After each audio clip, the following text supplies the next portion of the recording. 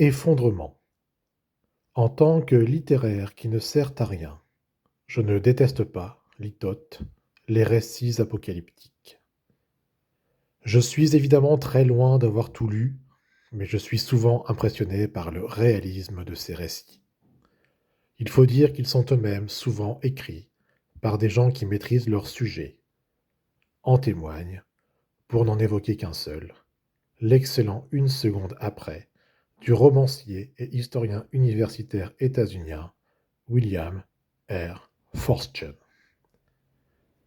Je résume brièvement l'intrigue. Une bombe nucléaire explose dans la haute atmosphère terrestre. Au sol, ni dégâts, ni victimes de type Hiroshima. Mais les technologies reposant sur l'électricité et l'électronique sont grillées. La société commence à se désorganiser.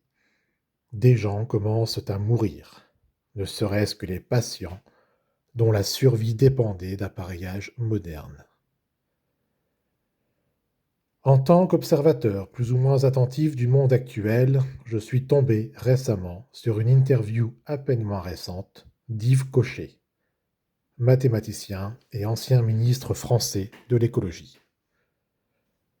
Conscient de la dégradation plus ou moins rapide,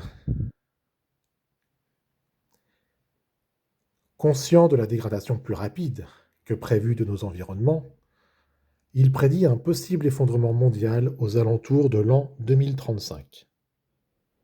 À supposer que Dieu me prête vie et santé suffisantes d'ici là, j'aurai personnellement 55 ans. Mes lectures apocalyptiques risquent de me servir concrètement, ainsi qu'aux personnes qui auront la chance, point d'interrogation, de survivre à mes côtés. Je vous épargne les détails. Des millions, voire des milliards d'êtres humains périront lors de cet effondrement.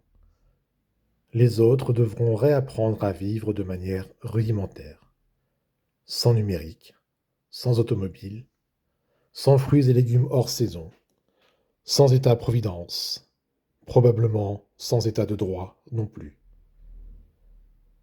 Pour Yves Cochet, les survivants auront le choix entre la barbarie brutale et la renaissance d'une civilisation basée sur les solidarités locales. En gros, il faudra se serrer les coudes entre voisins, même si on ne s'aime pas les uns les autres.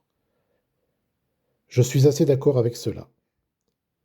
Je pense qu'il faudra mettre au point ce que j'appelle des unités locales de production. ULP de base pour l'eau potable, l'alimentation et l'énergie, mais également ULP apparemment secondaire pour la santé, l'éducation, la culture. Car il n'est pas de civilisation sans science, ni art, ni littérature. Il faudra trouver par conséquent le moyen de préserver et de transmettre ces savoirs. Naturellement, ce serait mieux d'œuvrer à éviter cet effondrement. On n'en prend pas le chemin.